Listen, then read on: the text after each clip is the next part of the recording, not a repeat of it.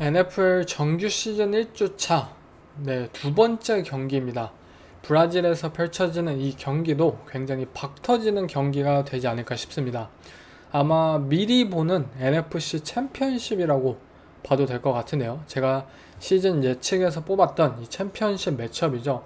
바로 그린베이 패커스와 필라델피아 이글스가 맞붙는데요. 라인은 이글스의 마이너스 2.5로 현재 이글스가 페이보릿인 상황입니다.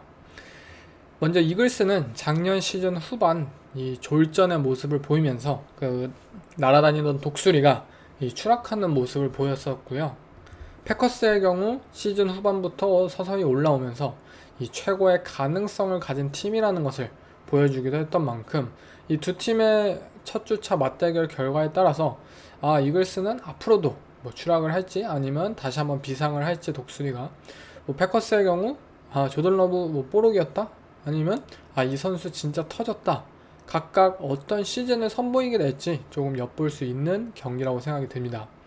먼저 그린베이 패커스의 경우 조던 러브는 진짜입니다. 이 쿼터백이 작년 시즌 초에 보인 모습과 시즌 후반에 보인 모습은 너무나도 극명하게 대조되지만 플레이오프 무대를 보면서 이 쿼터백이 진짜라는 것을 부정할 수 있는 사람은 없습니다. 또한 리그에서 가장 젊으면서도 역사상 가장 젊다고 하는, 그리고 뛰어난 탤런트를 가진 이 리시버진을 보유했고, 런닝백인 조시 제이콥스와 함께 런과 패스의 밸런스에 오펜스에서 어마어마한 기대를 할 수 있고요. 이를 바탕으로 쿼터백 친화적인 스킴, 효율적인 오펜스 운영, 플레이 액션이나 이런 것들을 잘 사용하는 맨 라플라 감독이 있기 때문에 오펜스에서의 뛰어난 생산성을 보일 것으로 기대가 됩니다. 작년 세컨더리진에 있어서 아쉬움을 선보였던 이글스의 디펜스 입장에서는 러브의 패싱 능력, 그리고 리드, 왓슨, 윅스, 넙스 등 이 그린베이 패커스의 엄청난 리시버진들, 이 무기들을 온전히 막는다는 것은 부담이 굉장히 클 것이라고 생각이 들고요. 결국 이글스는 본인들이 자랑하는 디펜시브 라인의 힘으로 패커스의 오펜스를 최대한 억누르려 할 것 같습니다. 그런데 쉽지 않은 것은 패커스는 러닝백의 조시 제이콥스를 영입했듯이 이들은 러싱 게임도 가능한 팀이에요.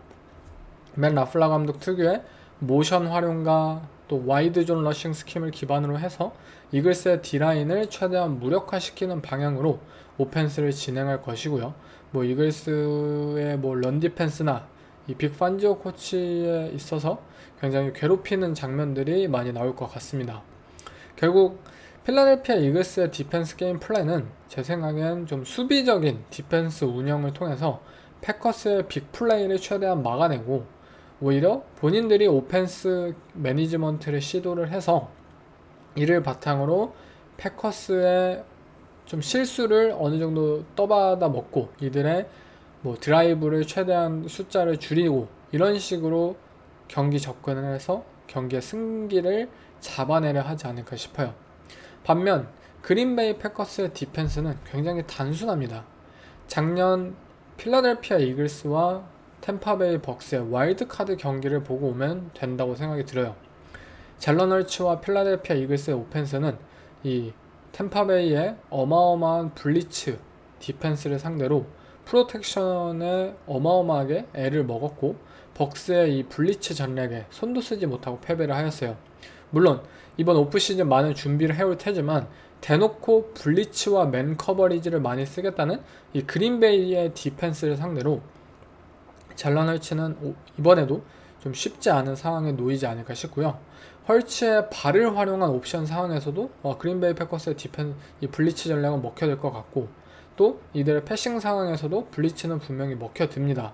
결국 이글스 입장에서는 그린베이가 블리츠 사용을 할 것이 분명한데, AJ 브라운과 디반테 스미스가 이 블리츠 상황에서 얼마나 이 상대 코너백과의 1대1 기회를 활용을 해서 좋은 퍼포먼스를 선보이느냐가 관건이고요. 패커스의 입장에서는 코너백, 특히 넘버원 코너백이죠, 자이어 알렉산더의 이 활약이 굉장히 크게 달려있다고 생각이 듭니다. 이 경기는 브라질에서 펼쳐지고요. 이글스의 선수들은 데리우스 슬레이는 왜 위험한 곳에 왜 우리를 보내냐 이렇게 불만을 표출하고 있는데, 이 정말 한 번도 가보지 못한 이 해외에서 원정 경기를 뛰고 이 경기에서 커버 승리를 따낸다는 것은 굉장히 힘듭니다. 뭐 런던 매치업도 마찬가지고요. 또한 상대적으로 준비되기 쉽지 않은 상황 속에서 패커스의 전략은 이글스보다 좀 더 단순하다고 생각이 들어요. 저는 패커스의 커버 플러스 2.0을 선택하겠습니다. 네, 다음 경기는 피츠버그 스틸러스와 애틀란타 팔콘스의 경기. 아서 스미스 감독 리벤지 게임이라고 부를 수 있겠죠. 이 감독에서 해고가 돼서 애틀란타 팔콘스의 작년 시즌까지 감독이었던 이 현재 스틸러스의 오펜시브 코디네이터가 된 아서 스미스 1주차부터 다시 한번 본인의 홈으로 돌아가 애틀란타로 돌아가서 경기를 펼치게 되었는데요. 굉장히 재밌는 시나리오 같아요. 아니 본인을 자른 이 팀의 1주차부터 돌아가서 홈에서 그 팀의 홈에서 다시 한번 경기를 펼친다는 게 굉장히 본인한테 있어서 의미가 있고, 이 경기 나는 틀리지 않았다 애틀란타, 나는 틀리지 않았어, 너네가 틀린 거였어, 뭐 이러한 뭐 입증하기 위해서라면 어떻게 해서든 좋은 생산성을 만들어내야겠죠. 이 경기는 늙고 부상당한 쿼터백이라도 어쨌든 실력은 있는 쿼터백을 영입했던 애틀란타 팔콘스와 쿼터백에게 돈을 쓰지 않고 그냥 아무나 써도 된다 라는 입장의 피츠버그 스틸러스와의 맞대결로 어떤 팀이 이번 오프시즌 더 이 쿼터백 영입에 있어서 누가 더 옳은 판단을 했다라는 것을 한번 판가름할 수 있지 않나 싶은데요. 새로운 쿼터백이 팀을 이끌고 그리고 쿼터백과 함께할 이 새로운 플레이 콜러까지 장착한 두 팀이기 때문에 이번 경기를 통해서 앞으로 이들이 어떠한 오펜스를 시즌 전체적으로 선보이고 싶어 하는지를 조금 엿볼 수 있을 텐데요. 먼저 스틸러스의 경우에 굉장히 단순할 것입니다. 두 명의 쿼터백 러셀 윌슨과 저스틴 필즈는 모두 팀을 이끌 만한 주전 쿼터백감이 아닌 게 사실이고, 오펜스 시스템에 의존한 채 그나마 아서 스미스 이 코치가 강점으로 가지고 있는 이 런더볼 능력을 통해서 드라이브를 전진해 나갈 것입니다. 안정적인 런더볼을 통해서 드라이브와 타임을 지켜내고, 이들이 가진 피츠버그 스틸러스의 디펜스의 힘을 통해서 보수적인 운영을 통해서 이 승리를 지켜내려고 할 것인데, 팔콘스의 디펜스, 결국 이 애틀란타를 상대로 얼마나 좋은 런 디펜스를 유지하느냐가 관건이라고 봅니다. 반면 팔콘스의 오펜스 경우 너무나도 잘 차려진 밥상이죠. 커진스는 썩어도 준치라고 할 수 있을 정도로 그래도 커진스입니다. 이름값이 있어요. 런닝백인 비잔 로빈슨, 리시버인 드레이크 런던, 다넬 무니, 타이트엔드인 카일 피츠, 분명 엄청난 이 탤런트들을 가진 그룹이고, 또 오펜시브 라인도 굉장히 준수하고 상위권으로 평가받는 수준이고요. 결국 이 모든 것을 어떻게 잘 조합하느냐가 중요한데, 오펜시브 코디네이터인 잭 로빈스는 이 션 맥베이의 사단으로서 그래도 어느 정도 평타는 치지 않을까라는 것이 대부분의 기대라고 생각을 하고 있어요. 실제로 저도 팔콘스의 오펜스가 너무나도 뛰어나고 안정적이기 때문에 그래도 팔콘스가 이러한 탤런트들을 바탕으로 해서 평균급의, 리그 평균급의 생산성은 충분히 만들어낼 수 있는 팀이라고 생각이 들어요. 경기 자체는 이 중마고라고 불리는 이 스틸러스의 감독 마이크 톰린과 애틀란타 팔콘스의 감독 라인 모리스 감독의 첫 대결인데, 생각보다 경기는 저는 치열하게 이어갈 것이라고 생각이 들어요. 피츠버그의 디펜스는 아직 이 호흡을 맞춰가고 있는 단계인 팔콘스의 오펜스를 상대로 몇 번의 기회를 분명히 가져올 수 있는 팀이고요. 만약 러셀 윌슨이 이 빅동을 뿌리지 않는다면 톰린은 본인들의 승리를 안정적으로 지켜낼 수 있을 것 같습니다. 현재 러셀 윌슨이 부상을 당해서 저스틴 필즈의 선발 가능성도 나오고 있는데요. 제가 누누이 말했지만 스틸러스에게 있어서 쿼터백이 누구이냐는 중요치 않아요. 이들이 단지 어떤 풋볼을 펼치느냐는 모두가 알고 있고 바로 그 방향성이 더욱더 중요한 것이죠. 저는 어쨌든 스틸러스의 플러스 3.5를 선택하겠습니다. 1주차 스틸러스라는 팀은 분명 업셋을 만들어낼 수 있는 팀이고요. 팔콘스의 경우 과연 이 팀의 모습이 어떤 모습으로 그려질지 아직 아무것도 검증된 상황이진 않기 때문에 저는 스틸러스를 선택합니다. 네, 다음 경기는 애리조나 카디널스와 버팔로 빌스 간의 대결인데요. 빌스가 현재 홈에서 마이너스 6.5로 이 페이보릿인 상황입니다. 4년 전 정말 명경기를 만들어냈던 두 팀이죠. 이 카일러 머레이와 디안드레 호킨스의 정말 헤일메리 패스를 만들어내서 터치다운을 만들어내서 애리조나의 승리로 끝났던 이 두 팀 간의 매치업, 과연 이번에도 명경기를 만들어낼 수 있을지 기대가 됩니다. 먼저 카디널스의 경우 디안드레 호킨스는 팀에 없지만 새로운 루키 리시버인 마빈 해리슨 주니어라는 새로운 프랜차이즈 리시버가 팀에 있고요. 이 루키 리시버가 1주차 경기부터 컨디션을 끌어올릴지는 미지수예요. 그렇지만 어쨌든 작년 시즌에 리시버진이 너무나도 부족했던 이 머레이에게 있어서 그래도 마빈 해리슨 주니어라는 리시버는 굉장히 이 희망 같은 꿈과 희망 같은 이 동료이지 않을까 싶어요. 카디널스는 저는 이번 시즌도 이 제임스 커너라는 런닝백을 필두로 한 이 파워 러싱 게임을 선보일 것 같고요. 이 카일러 머리의 발을 활용한 쿼터백 리드 플레이 그리고 RPO 컨셉들을 최대한 활용할 것으로 보입니다. 하지만 버팔로 빌스의 디펜스는 아무래도 이러한 타입의 디펜스를 많이 상대해 왔어요. 오케이, 쿼터백 리드 플레이? 야, 라마 잭슨 맨날 쓰잖아. 오케이, RPO? 패트릭 마홈스 맨날 쓰잖아. 버팔로 빌스는 이러한 쿼터백들을 정말 매년 잘 상대를 해왔어요. 라마 잭슨, 패트릭 마홈스, 그리고 리그에 정말 다양한 팀들이 있죠. 빌스의 디펜스가 그래도 이 애리조나 카디널스 그리고 특수성을 가진 이 카일러 머리라는 선수가 만들어내는 오펜스를 어느 정도 대비하고 그것에 대한 경험이 있지 않나 싶어요. 또한 카디널스의 오펜시브 라인이 그다지 안정적이지 못한 상황에서 빌스의 패스러셔들이 충분히 기회를 만들어낼 수 있지 않을까 싶고요. 빌스의 경우 저는 그전에도 얘기를 드렸지만 이 조 브래디 코치의 새로운 이 버전 2 오펜스를 선보인다면 이는 무거운 헤비 퍼스널과 이 헤비한 리시버들을 바탕으로 올 시즌 이어질 것 같고요. 또 굉장히 다른 팀들이 사용하는 그런 플레이 액션 또는 조시 알렌의 그런 RPO 컨셉 이러한 것들을 또 한번 선보일 텐데 조나단 개넌 감독은 단순 샷건에서 이어지는 오펜스를 상대할 때보다 이 좀 더 플레이 액션이나 이런 헤비한 오펜스를 상대할 때 작년 시즌 더욱더 결과가 좋지 못했습니다. 그리고 전체적으로 카디널스의 디펜스는 아직 갈 길이 멀어요. 젊은 선수들은 많지만 확실한 주전감이다 라고 평가하기보다는 당장의 성장에 기대해야 하는 선수들이 많고요. 당장의 결과를 그렇게 기대하기는 힘들 것 같습니다. 아마 어쩌면 이 조나단 개넌 감독은 이러한 특성을 생각해서 꽤 헤비하게 블리츠 컨셉들을 저는 들고 올 것이라고 생각이 들어요. 여기에서 버팔로에게 기대할 수 있는 점이 이 버팔로 빌스의 새로운 이 버전 2 오펜스는 굉장히 피지컬하고 큰 타입의 리시버들을 보유함으로써 블리츠 상황에서의 타겟으로서의 큰 강점을 가지고 있습니다. 빌스의 큰 득점이 나오지 않을까 싶고 저는 마이너스 6.5를 커버해낼 수 있을 것이라 생각합니다. 네, 다음 경기는 드디어 이 전국 모든 팀들, 팬들이 주목하고 있는 경기죠. 바로 테네시 타이탄스와 루키 쿼터백인 케일러 윌리엄스가 뛰는 시카고 베어스와의 대결인데요. 베어스가 홈에서 이 루키 쿼터백인데도 불구하고 마이너스 3.5로 현재 베어스의 페이보릿인 상황입니다.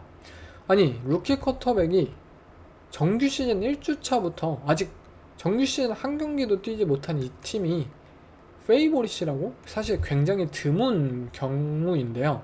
그만큼 케일러 윌리엄스에 대한 기대치가 높고 시카고 베어스에 대한 하이프가 굉장히 심각한 수준으로 높은 상황인데 과연 베어스가 이 기대치를 충족시킬지 저 또한 너무나도 궁금한 상황입니다.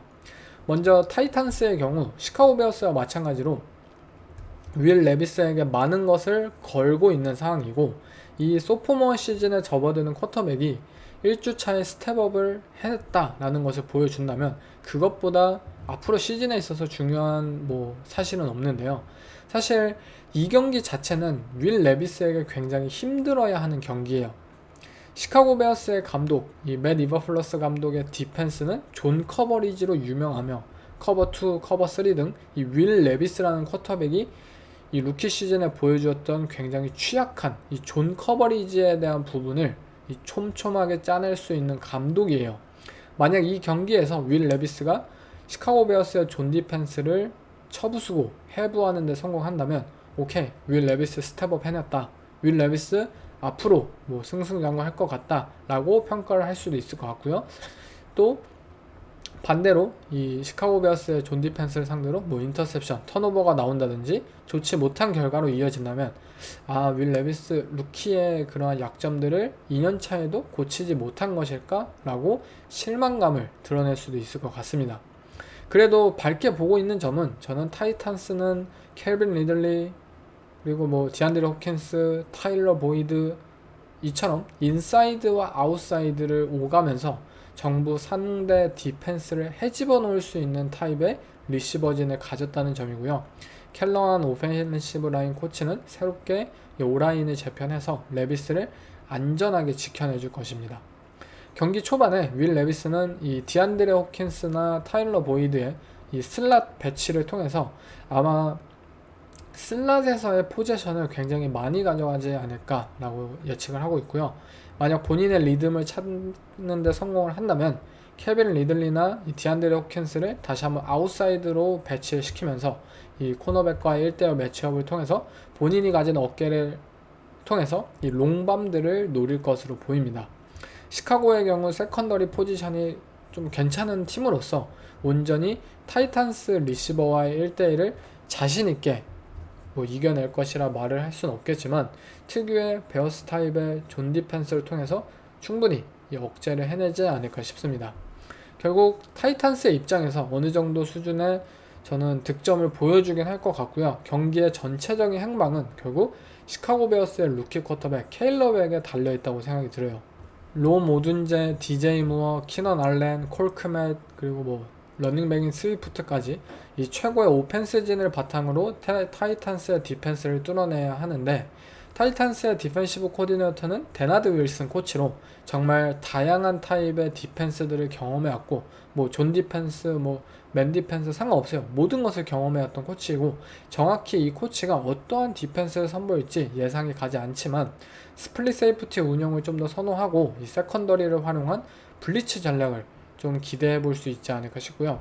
이는 때때로 루키 쿼터백인 케일러 윌리엄스에게 한 번씩 펀치를 먹일 것 같고요. 많은 변화를 선보였던 이 올 시즌 타이탄스의 디펜스가 좀 기회를 가져올 수 있는 상황이 펼쳐질 것이라고 예측을 합니다. 시카고 베어스는 분명 천천히 나아갈 것이에요. 루키 쿼터백이 충분한 리듬을 통해 경기를 이끌어가길 원할 것이고 많은 짐을 주지 않기 위해서 천천히 전진할 것입니다. 그렇지만 이 의욕 많은 케일러 윌리엄스가 몇 번의 실수를 저지르면서 그나마 좀 더 노련하고 경험이 있는 1년차 선배인 윌 레비스가 더욱더 안정적인 모습을 바탕으로 해서 경기를 풀어나가지 않을까 싶습니다. 제 픽은 타이탄스 플러스 3.5입니다.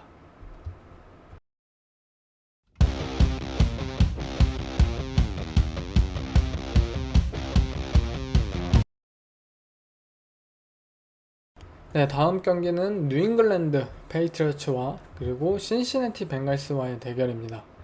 현재 패츠가 이 원정 그리고 벤갈스의 홈에서 벤갈스 마이너스 이 7.5 아니 8.5라는 어마어마한 라인을 가지고 있는데요. 그만큼 이 패츠에 대한 기대치가 뭐 떨어지고 또 조버로우와 이 신시내티에 대한 기대치가 굉장히 높은 상황인데요. 어쩔 수 없이 이 우리 아기 이 드레이크 메이를 지켜주기 위해서 이 자코비 브리셋이라는 베테랑을 써야 하는 뉴잉글랜드. 물론 자코비 브리셋도 이 좋은 환경, 좋은 뭐 탤런트들을 앞에 두고서 좋은 퍼포먼스를 선보일 수 있는 선수입니다. 클리브랜드, 워싱턴에서 보여주었었죠.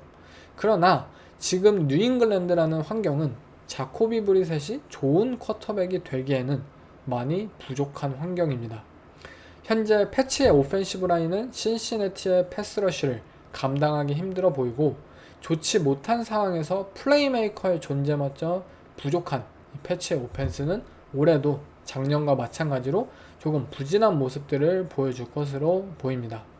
그나마 패치의 오펜시브 코디네이터가 최근 이 클리브랜드 브라운스의 출신인 이 반펠트 코치라는 것은 뭐 쿼터백 없이도 러싱을 통한 오펜스 시스템을 필두로 충분한 생산성을 만들어낼 수 있지 않겠느냐라는 기대감을 만들기도 하겠지만, 클리브랜드 브라운스는 뭐 쿼터백이 약해도 뭐 러닝백이 충분했고 또는 오펜시브 라인이 적어도 뛰어났습니다.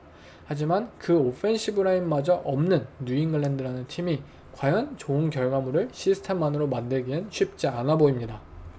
물론 이 신시내티 벵갈스의 오펜스도 시즌 초반 이들이 굉장히 쉽지 않다는 사실을 모두가 알고 있어요.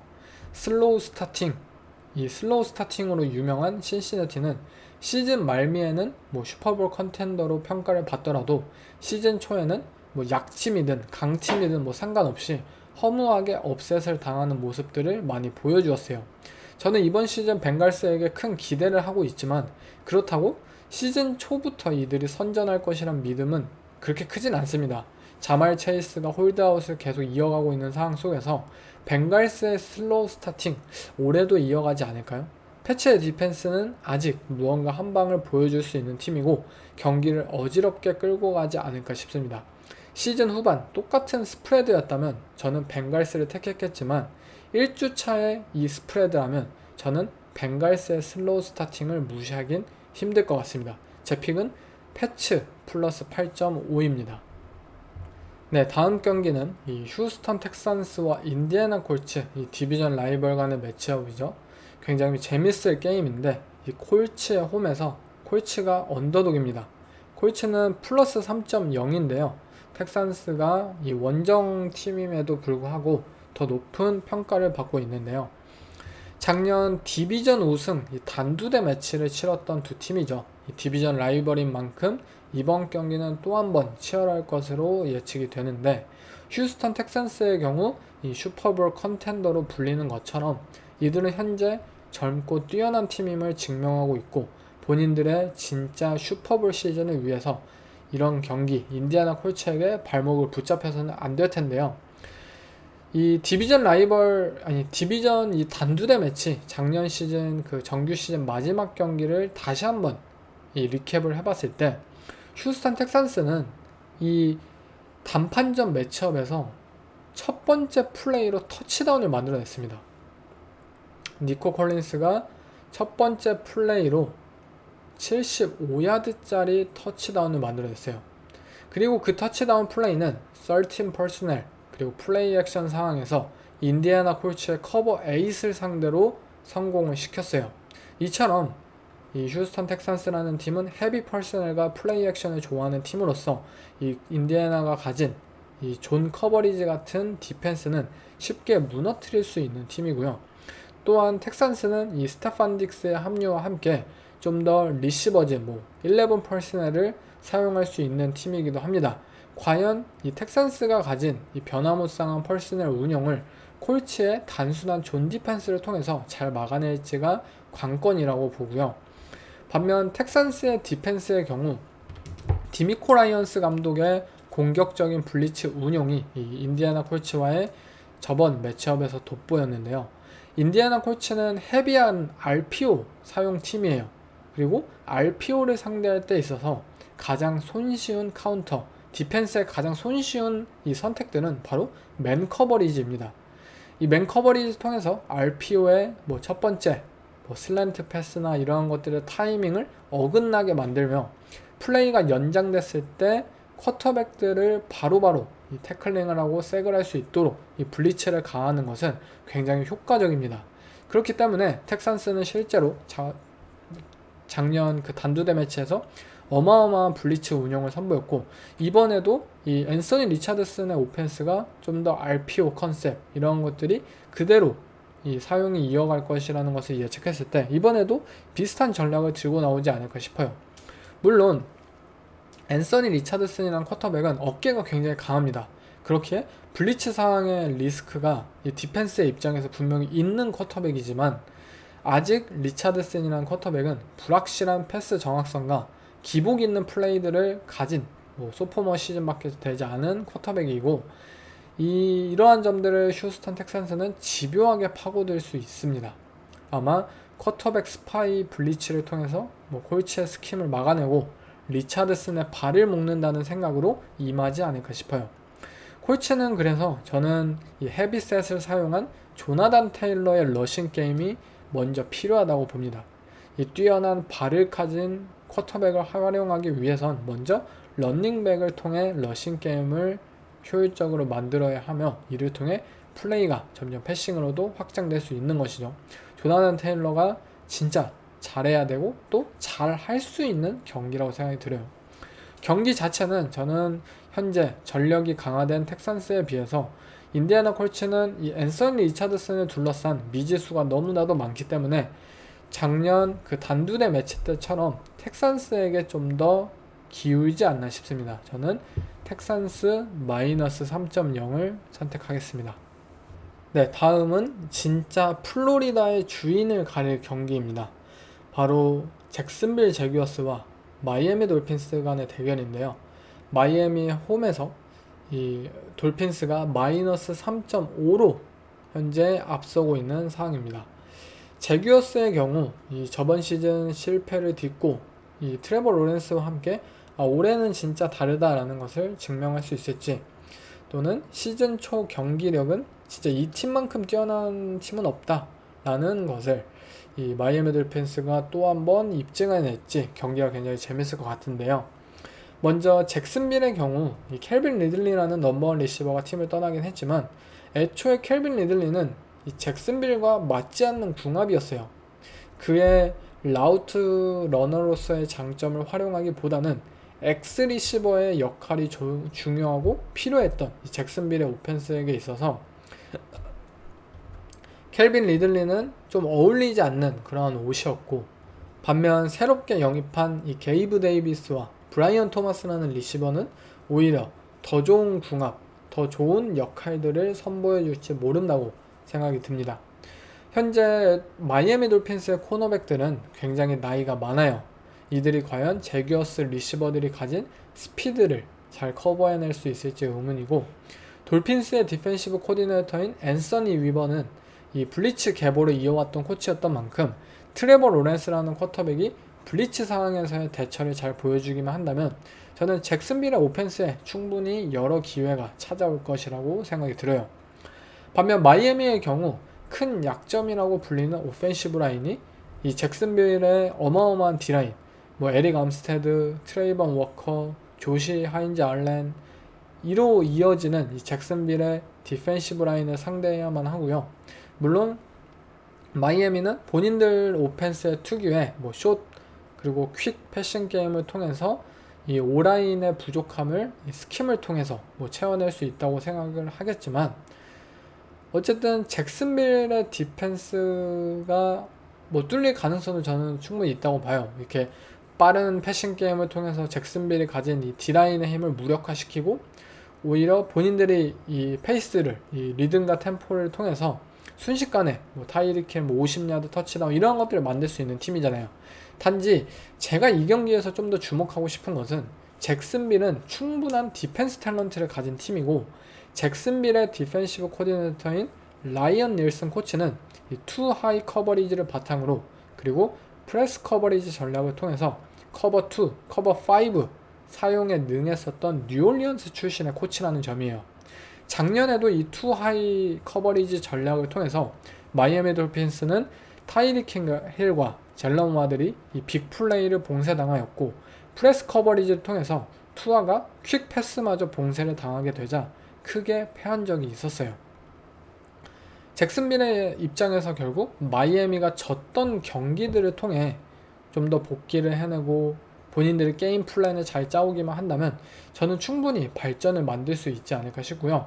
잭슨빌이라는 팀이 진짜 스스로 본인들이 무엇이 중요하고 집중을 해내고 그것을 잘 실행해내기만 한다면 충분히 업셋의 가능성이 있는 경기라고 생각이 듭니다. 물론 이들은 진짜 초등학생급의 그러한 실수들을 저지르는 팀으로도 유명한데요. 저는 일단 잭슨빌의 그러한 탤런트를 한번 믿고 싶습니다. 제 픽은 잭슨빌 플러스 3.5입니다. 네, 다음 경기는 캐롤라이나 팬터스와 그리고 뉴올리언스 세인츠, 또 다른 디비전 라이벌 맞대결인데요. 뉴올리언스의 홈에서 현재 세인츠가 마이너스 4.0으로 큰 페이보릿을 평가받고 있습니다. 이 디비전 라이벌 매치업이 한 경기 한 경기 소중한 NFC 사우스 디비전, 이제는 달라진 모습을 보여주어야 하는 캐롤라이나 팬터스와 또 지금 당장 성과를 내야만 하는 뉴올리언 세인츠와의 대결, 이 두 팀 다 물러설 수 없는 대결이라고 생각이 드는데, 먼저 팬터스의 경우 이 브라이스 영을 위한 오프시즌 오펜스 투자가 상당히 많이 이루어졌기 때문에 1주차부터 이 팬터스의 오펜스는 우리가 진짜 달라졌다라는 것을 증명해낼 수 있어야 돼요. 그리고 세인츠의 경우 디펜스에 노장들이 많고 작년 본인들의 강점이었던 런 디펜스에 금이 가기 시작했던 만큼 젊은 이 새롭게 개편된 팬터스의 오펜스 입장에서 충분히 이 런더볼, 스크린 게임을 통해서 경기를 셋업해 나가고 세인츠 특유의 프레스 커버리지를 브라이스 영과 이들의 리시버가 뚫어내는 모습을 보여주어야만 합니다. 실제로 작년 뉴올리언 세인츠와 캐롤라이나 팬터스의 두 번째 정규 시즌 맞대결, 이 팬터스가 6대 28인가 그 점수 차로 굉장히 크게 졌었죠. 이 경기에서 팬터스의 오펜스가 고전했던 것은 뉴올리언 세인츠의 커버 1 러버 컨셉을 상대로 이 기존에도 이 포맨 러쉬를 상대로도 팬터스의 오펜시브 라인이 약하기 때문에 잘 뚫렸는데, 이 세인츠가 이 커버 1 전략을 통해서 블리츠를 한 명 더 보내니까 진짜 계속해서 뚫리는 거예요. 브라이스 영이라는 쿼터백이 진짜 던질 시간이 아예 없었던 상황이었고, 이 커버 1을 사용하면은 결국 리시버와 코너백이 1대1 상황이 펼쳐지고 세이프티가 저쪽에 간다면 다른 쪽에 있는 리시버를 활용해서 빅플레이를 통해 전진을 해나갈 수도 있겠지만, 팬터스의 리시버진은 너무나도 형편없었기 때문에 이 세인츠의 코너백들을 상대로 프레스 커버리지 아무것도 뚫어내지 못하고 진짜 이 첫 스텝, 퍼스트 스텝 싸움에서 계속해서 완패를 하고 던질 곳도 없고 상대 패스러셔들은 다가오고 이런 상황이었어요. 결국 세인츠는 그 경기 주구장창 그 커버원 러버 컨셉들을 사용하면서 너네 딥볼 던질 시간 없는 거 알아. 그리고 우리 러버 한 명 이용해서 인터미디에이 패스를 차단한다면 너네 사이드라인 쪽에 패스를 강제할 거야. 근데 너네 사이드라인 쪽에 패스 못하잖아. 리시버 구려서 잘 못 잡고, 또 브라이스 형 이 흔들리는 이 포켓 상황에서 과연 사이드라인으로 완벽한 패스 만들어낼 수 있어? 못해. 라는 시나리오가 펼쳐졌고요. 결국 팬터스의 오펜스는 아무것도 하지 못했습니다. 결국 중요한 것은 이 팬터스의 리시버들이 얼마나 빨리 세퍼레이션을 벌려낼 수 있냐, 이 퍼스트 스텝 상황에서 상대 코너백들을 제칠 수 있냐, 이러한 부분이 중요하겠고요. 또한 팬터스의 오펜시브 라인들, 특히 이 레프트 태클인 이키 이ኳ누라는 이 태클의 스텝업이 필요한 경기라고 봅니다. 개인적으로는 이 데이브 카널리스 감독이 이 템파베이에서 보여주었던 것처럼 이 리시버들의 스위치 릴리즈 컨셉, 그리고 모션을 활용을 해서 이 좀 더 세퍼레이션을 자연스럽게 벌릴 수 있는 이 포지션 리시버에게 기회를 주는 등 어쨌든 스킴적으로도 본인들의 리시버에게 공을 주고 쿼터백이 빨리 판단력과 패스를 만들어낼 수 있는 환경을 고안해내지 않을까 싶어요. 물론 발전을 해야 하는 것은 팬터스의 오펜스뿐만 아니라 뉴올리언 세인츠도 마찬가지예요.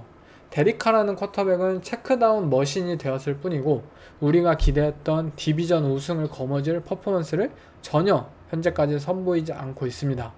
또한 더욱 우려되는 상황은 이 뉴올리언 세인츠의 리시버진이 이 뒷볼에 대한 강점을 가진 선수들로 모여 있지만, 데리카라는 쿼터백이 자꾸 이 리시버들의 장점을 살리지 않고 체크다운 패스만 의존을 하고 플레이 스타일이 바뀐 모습이었기 때문에 작년 불안함을 더욱더 초래했었는데요.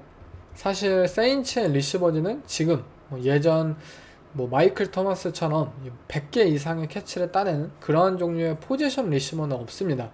그렇기에 더욱더 알빈 카마라든 자말 윌리엄스는 런닝백에 의존을 할 것이고, 스크린이나 체크다운 패스에 의존하게 될 수도 있겠지만 누군가는 스텝업을 해내고 다운필드 패싱이 가능해야만 플레이오프에 대한 경쟁력이 생길 수 있을 것 같습니다. 캐롤라이나 팬터스의 디펜스의 경우 브라이언 번즈의 트레이드로 패스러시 쪽에 큰 공백이 생겼으나 뭐 자대반 데비안 클라우니로 뭐 영입을 해내면서 수혈을 해내고 뭐 최대한 공백을 채우기 위해서 노력을 했지만 결국에는 쉽진 않을 것 같아요. 뭐 제이시 혼이라는 코너백이 있어서 이 선수가 뭐 큰 성장을 보이느냐 굉장히 또 중요하겠고요. 하지만 경기 자체는 이 뉴올리언 세인츠의 체크다운 패스, 이 숏 패스, 스크린 패스 이러한 것들을 상대로 얼마나 캐롤라이나의 디펜스가 확실한 태클링을 해내느냐가 관건이라고 생각이 들어요. 작년 두 번째 매치업에서도 뉴올리언 세인츠는 200 러싱 야드를 기록을 해나가면서 이 러싱 게임으로 경기를 풀어나갔는데요. 이번 경기 만약 팬터스의 디펜스가 이 태클링에서의 모습이 또 한 번 형편없다면 이번에도 뭐 200 러싱 야드 뭐 내주면서 경기를 패하겠죠. 전체적인 경기의 예상은 사실 뉴올리언 세인츠의 우위로 보이는 것이 사실이에요. 오펜스와 디펜스 모두 저번에 압도적인 경기력을 선보였었고 달라진 캐롤라이나의 모습이 아니라면 이 매치업은 싱겁게 끝날지도 모릅니다. 하지만 저는 달라진 캐롤라이나에게 한번 걸어봅니다. 제 픽은 캐롤라이나 플러스 4.0입니다.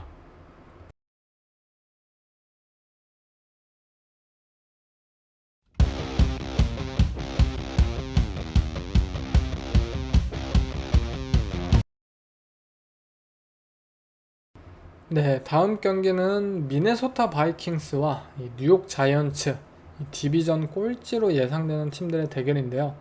뭐 서로 뭐 누가 더 낫다라고 판단하기 굉장히 힘든 경기입니다. 바이킹스의 경우 좋은 시스템을 보유하고 있고 이를 바탕으로 작년에도 뭐 커크 커즌스 없이 괜찮은 경기력을 펼쳐냈지만 어쨌든 좋은 쿼터백을 가진 팀에겐 이 경기 막판에 뭐 어쩔 수 없이 패하게 되는 그런 결과물을 선보였고요. 물론 뉴욕 자이언츠의 쿼터백 데니얼 존스가 좋은 쿼터백은 아닙니다. 좋은 쿼터백이라고 생각을 했던 뉴욕 자이언츠가 문제였지만 어쨌든 DJ는 좋은 쿼터백이 아니죠. 그리고 현재 세쿠안 바클리마저 없는 상황에서 과연 이 뉴욕 자이언츠의 오펜스가 이 DJ의 패싱 게임, 뭐 말릭 네이버스라는 리시버가 있기에 패싱 게임으로 가야 하는데 그게 과연 가능할까?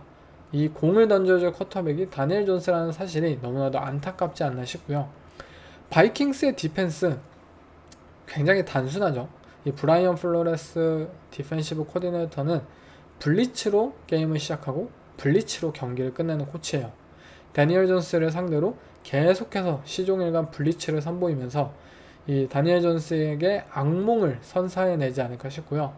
반면 바이킹스의 오펜스는 이 뉴욕 자이언츠의 D라인에 가진 힘을 뭐 덱스터 로렌스 그리고 뭐 브라이언 번즈 그리고 케이반 티버듀 뭐 이렇게 어마어마한 이 패스러셔들을 보유하고 있기 때문에 이들을 피하기 위해서 계속해서 이 아웃사이드 존 러싱 게임 그리고 스크린 패스를 통해서 이들을 무력화시킬 방법을 생각해내지 않았을까 싶습니다. 그리고 케빈 오코넬 감독은 굉장히 잘 이 플레이 디자인을 그려낼 줄 아는 감독이에요. 물론 샘 다놀드에 대한 불안함이 어느 정도 있고 스타 플레이어들의 네임밸류만 생각한다면 뉴욕 자이언츠의 우위가 예상되는 것도 사실이지만 미네소타 바이킹스는 분명 저력이 있는 팀으로서 더욱더 저는 매력적이지 않을까 싶습니다. 제 픽은 미네소타 바이킹스 마이너스 1.5 커버입니다. 네, 다음은 라스베가스 레이더스와 이 LA 차저스와의 대결, 이 디비전 라이벌 맞대결인데요. 차저스의 홈에서 마이너스 3.0으로 차저스가 페이보릿인 상황입니다. 일단 새로운 감독들의 첫 시즌, 첫 매치업 굉장히 중요하죠. 너무나도 비슷한 상황이지만 굉장히 다른 두 팀이라고 볼 수 있는데요. 레이더스의 경우 리시버가 출중하고 또 뭐 타이트엔드 출중하고 다 좋아요. 근데 쿼터백이 불안합니다. 반면 LA 차저스의 경우 쿼터백은 최고예요. 근데 리시버즈는 형편없습니다. 두 팀 모두 또 프랜차이즈 러닝백과 결별을 한 상태이고 새로운 감독, 새로운 오펜스, 새로운 체제에서 좋은 성적을 보여야 하는 상황입니다. 먼저 레이더스의 경우 이 가드너 민슈를 극대화하기 위해서 인디애나 콜츠에서의 오펜스처럼 이 RPO 컨셉을 베이스로 깔고 오펜스를 나가지 않을까 싶고요. 그럴 때 LA 차저스의 경우 이 제시 민터 디펜시브 코디네이터가 이 변화무쌍한 디펜스 운영을 통해서 뭐 라인 오브 스크리미지에서 이 라인맨 한 명을 패스러셔 라인맨 한 명을 뭐 커버리지 드랍을 시키면서 RPO 못하게 만들고 뭐 이런 식으로 좀 가드너 민슈를 힘들게 만들지 않을까 싶고요. 레이더스가 벌인 러싱 게임을 바탕으로 해서 오히려 차저스는 이 러싱 게임으로 경기를 이끌어 나갈 것으로 보입니다. 차저스에게 있어서 이 그렉 로만 코치와 저스틴 허버트의 오펜스가 어떻게 그려질지 보여주는 첫 경기로서 굉장히 큰 볼거리가 있다고 생각이 들고요. 경기 자체는 저는 저스틴 허버트를 당연히 믿고 있습니다. 허버트의 힘으로 레이더스를 눌러내고 이들이 마이너스 3.0 커버를 해낼 것이라 생각합니다. 다음은 덴버 브론코스와 시애틀 시옥스의 홈에서 마이너스 6.0 시옥스가 좋은 평가를 받고 있습니다. 2년 전 러셀 윌슨 사기라는 NFL 역사상 최고의 사기를 친 이 시애틀 시옥스와 그리고 사기를 당한 덴버 브론코스와의 대결. 덴버 브론코스는 2년 전 개막전에서 이 시애틀을 상대로 패배하면서 그 사기가 이 수면으로 드러나기 시작했는데요. 2년 만에 원수를 다시 만났습니다. 그리고 뭐 그 당시 이 사기를 당했던 이 팀의 쿼터백은 러셀 윌슨이 아닌 루키인 보 닉스라는 쿼터백이 이 덴버 브론코스를 현재 이끌고 있는데요. 반면 시애틀 시옥스의 경우 그때 친 사기를 통해서 업그레이드된 전력으로 다시 한번 덴버를 만나게 되었어요. 먼저 저는 이 경기는 과연 루키 쿼터백에게 있어서 현재 시애틀 시옥스의 디펜스의 수준이 과연 어느 정도일까 라는 궁금증이 있어요. 굉장히 만만치 않아 보인다는 거죠.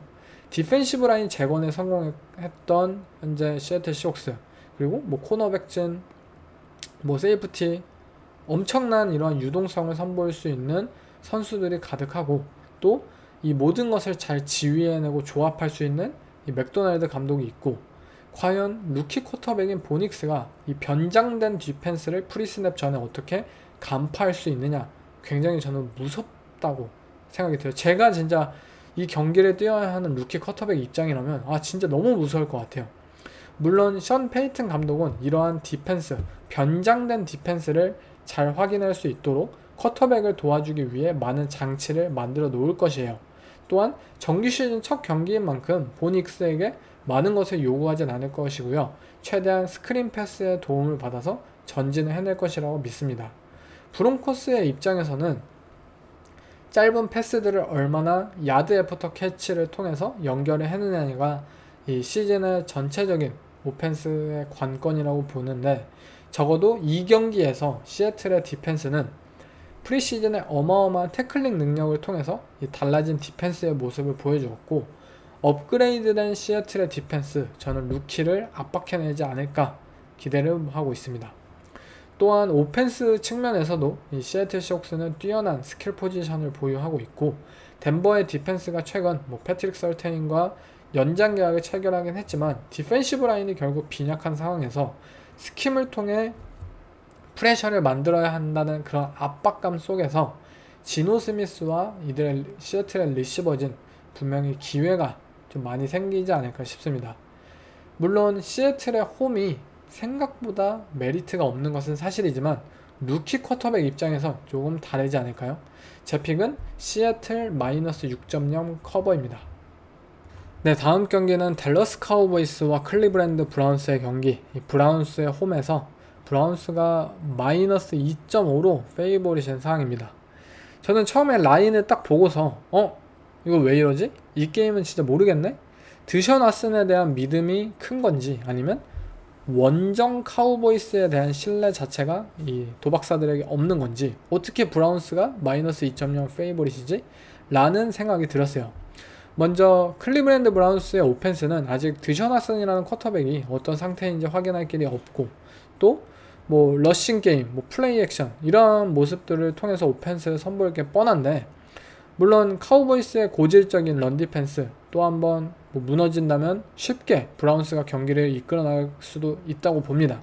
하지만 만약 이 퍼스트 다운 상황에서의 러싱 오펜스를 진짜 카우보이스의 런 디펜스가 진짜 잘만 막는다면 결국 경기 자체를 썰드다운, 세컨드 앤 롱, 패싱 상황으로 끌고 가기만 한다면 드셔나슨을 상대로 마이카 팔슨스나 이런 패스러셔들을 이곳저곳 옮겨 다니면서 무지막지한 프레셔를 가하면서 저는 왓슨을 완벽하게 찍어 누르지 않을까 싶어요. 카우보이스의 오펜스의 경우 이 클리브랜드 브라운스의 맨 커버리지, 이 블리츠 전략, 짐 슈왈츠 코치가 작년 시즌 계속해서 선보였고 큰 성공을 거두었던 만큼 올해도 이러한 모습들이 이어갈 것인데요. 이 덱 프레스캇이라는 쿼터백이 가진 가장 큰 강점, 바로 블리츠 대처 능력에 있습니다. 블리츠 상황에서 더 잘해요. 블리츠 안 할 때보다. 이러한 쿼터백은 별로 없죠. 아무튼 덱이 가진 유일한 장점. 또한 CD 램이라는 이 리시버를 요리조리 옮겨 다니면서 이 프레스 커버리지를 비껴낼 수 있는 방법들을 마련해낼 것 같고요. 이 골라인 상황에서 파워백인 이지켈 엘리엇을 통한 터치다운을 어거지로 만들면서 다시 한번 부활했다 이런 좀 우스운 그런 상황들을 연출해내지 않을까 싶고요. 저는 경기 자체는 카우보이스에게 좀 더 기웁니다. 물론 원정 카우보이스 진짜 어마어마한 징크스인 것은 사실이지만 그만큼 저는 드셔나슨에 대한 믿음이 현재는 없습니다. 저는 카우보이스 플러스 2.5 커버를 선택합니다.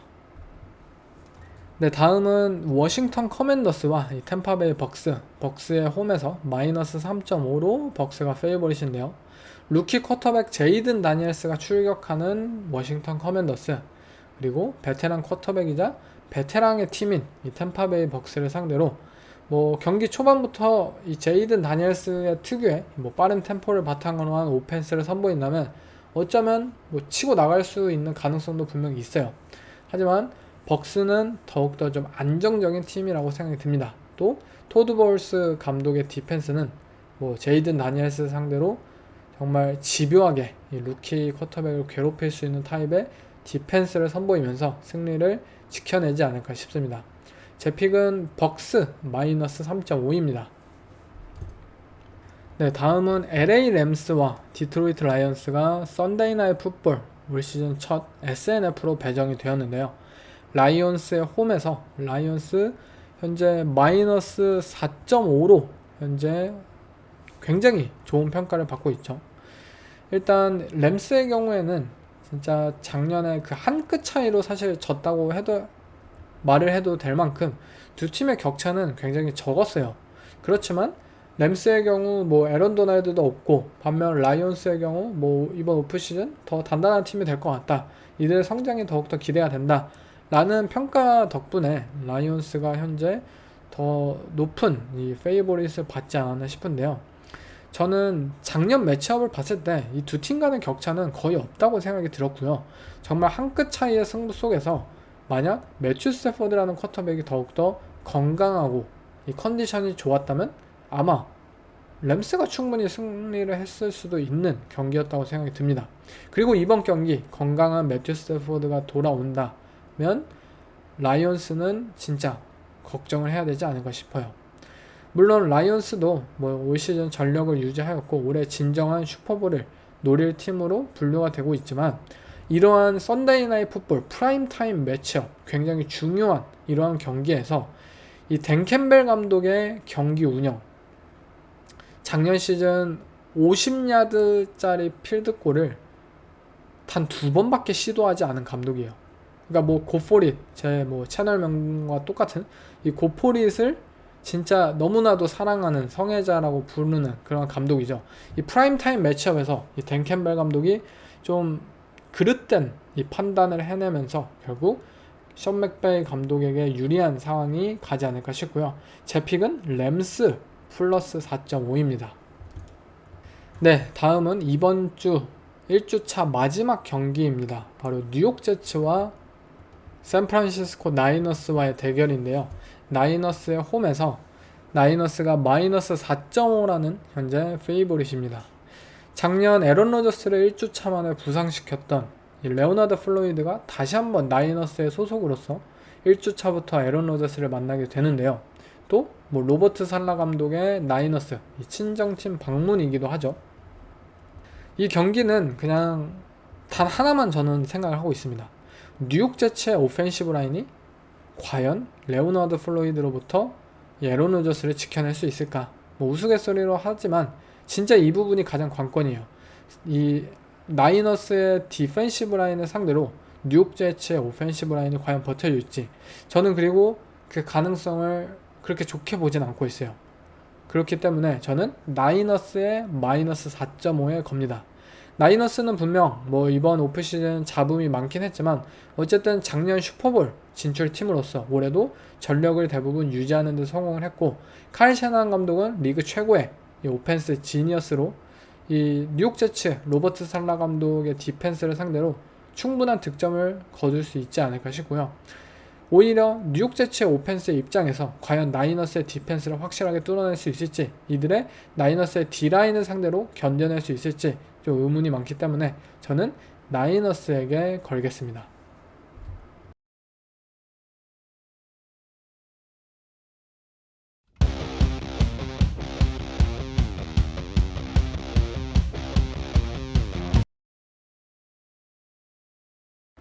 네, 저의 이번 주 1주차 탑 3 픽을 한번 꼽아보자면, 저는 휴스턴과 인디애나, 텍산스의 마이너스 3.0, 그리고 LA 차저스와 라스베가스 레이더스, 차저스 마이너스 3.0, 이 쿼터백들 간의 그런 레벨이 차이가 나는 이 팀들 간의 대결, 이 3.0 정도의 스프레드라면 쿼터백의 힘으로 충분히 이 커버를 해내지 않을까 싶고요.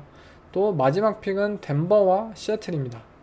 이 루키 쿼터백 입장에서 이 시애틀의 디펜스, 저는 굉장히 힘들지 않을까 싶어요. 물론 션 페이튼 감독이 진짜 마술을 부린다면 뭐 이야기는 달라질 수도 있겠지만요. 네, 이상 1주차 모든 픽들에 대해서 이 스프레드 픽을 한번 해봤는데요. 어떻게 들으셨는지 잘 모르겠어요. 뭐 새롭게 최근에 뭐 구독하시는 분들도 많고 또 뭐 풋볼 자체를 접하시는 분들도 많을 것 같은데요. 저는 앞으로도 뭐 모든 픽들을 한번 꼭 이번 시즌 진행하는 게 목표이고, 또 최대한 쉽지만 또 중요한 뭐 이런 전술적인 의미나 또 경기에 대한 의미, 이 플레이 하나하나에 대한 분석, 그런 것들을 바탕으로 해서 이 팟캐스트를 이어가려고 합니다. 네, 1주차 모두 재밌고 뭔가 즐거운 그런 1주차 경기가 되었으면 좋겠고요. 저 또한 너무나도 많은 기대를 하고 있습니다. 네, 이번 에피소드는 여기서 마치겠습니다.